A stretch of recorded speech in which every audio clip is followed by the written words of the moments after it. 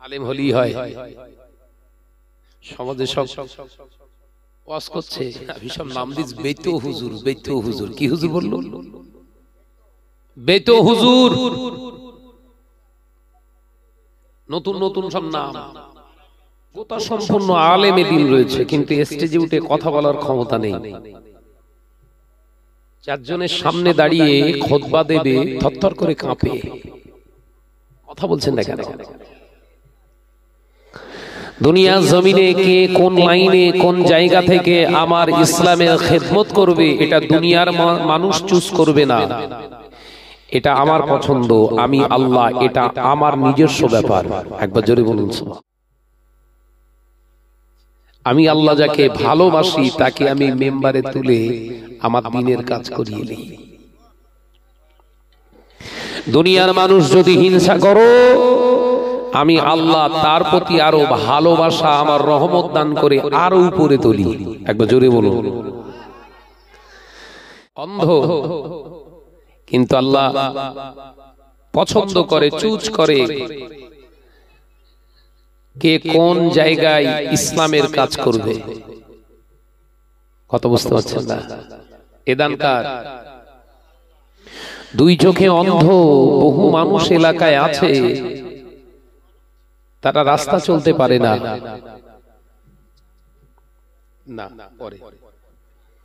কিন্তু আল্লাহ শুকর দেখেন, আপনাদের এলাকারই সন্তান আমার রহমতুল্লাহ ভাই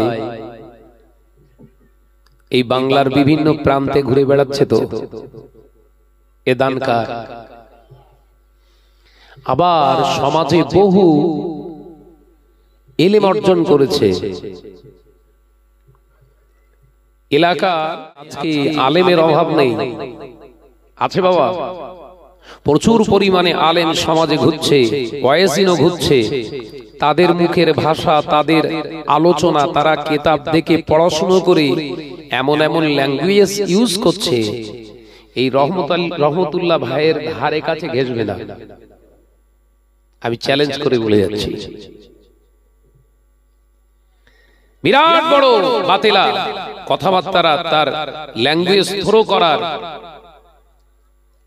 যে প্রসেস, যে পদ্ধতি, কিভাবে মানুষকে শিক্ষা দেবে, ওর নতুন করে আবার এই রহমতুল্লাহ ভাইয়ের কাছ থেকে শিখতে হবে। আমি কি ঠিক বলেছি? হুনু সাহেব হয়ে ঘুরলে হয় না, কথার ভিতরে মিষ্টতা রাখতে হয়। কথার ভিতরে মিষ্টতা রাখতে হয়। কোরআন তিলাওয়াত করছে এমন এমন মৌলী সাহেব আছে, তারা যেন কোরআনের সঙ্গে জিহাদ করছে। হুনু সাহেব হয়ে ঘুরছে, এর কোরআন তেলাওয়াত শুনে কুকুর দেখতেছে, কুকুর পর্যন্ত ঘেউ ঘেউ করছে। হওয়ার পরে বোধ একটু মা একটু মধু দেয়নি বোধহয়।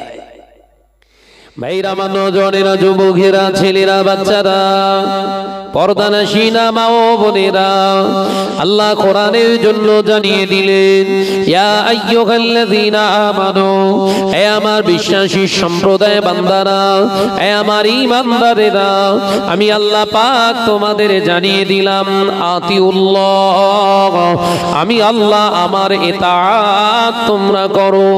একবার জোরে হবে না? একবার জোরে হবে না? ওয়া আতিউর রাসূল, আমি আল্লাহ পাক আমার ইতাআতের পরে আমার হাবিবের ইতাআত তোমরা করো। একবার জোরে হবে না? ওয়াউলিল আমরি মিনকুম, আমি আল্লাহ পাক জানিয়ে দিলাম, ওই সমস্ত আলেমী দ্বীনকে তোমরা অনুসরণ করবে, ওই সমস্ত আলেমী দ্বীনের সোহবতে তোমরা বসবে, ওই সমস্ত আলেমী দ্বীনের মজলিসে বসবে, তাদের কাছ থেকে শিক্ষা দেবে। যে আলেমটা শুধু কোরআন পড়ে, হাদিস পড়ে না, না না, আমি আল্লাহ জানিয়ে দিলাম, আতিউল্লাহ, আমি আল্লাহ আমার ইতাআত যে আলেমের ভিতরে আছে, ওয়াতিউর রাসূল, আমার হাবিবের ইতাআত যার ভিতরে আছে আমি আল্লাহ পাক জানিয়ে দিলাম ওই আলেমের কাছে তোমরা যাবে, আমি আল্লাহ আমার হাবিবের সন্ধান পেয়ে যাবে। আমি আল্লাহ আমার হাবিবের ইত্তেবা করার রাস্তাটা তোমরা পেয়ে যাবে। জোরে বলুন সুবহানাল্লাহ। আলেম হলে হবে, এই আলেম হলেই হবে, কথা বলে না।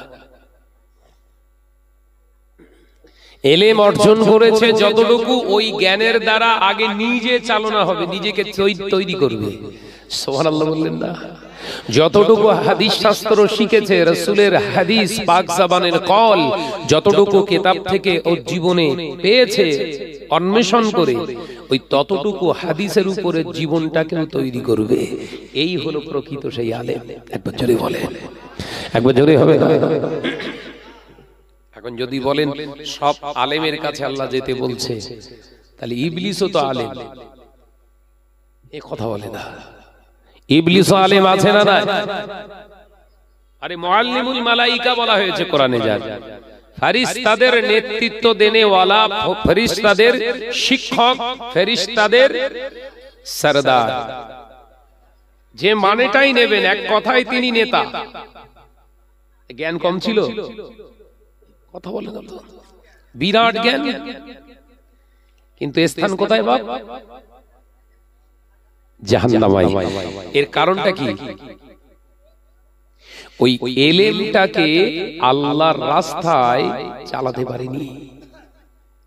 ওই এলেমটা বলো বলো বলো, আল্লাহ এবং রাসূলের নীতি আদর্শ মেনে নিজের জীবনটাকে চালনা না করার কারণেই এলেম অর্জিত জ্ঞান লাভ করার পরেও জাহান্নামী ইবলিস লাকাব পেল।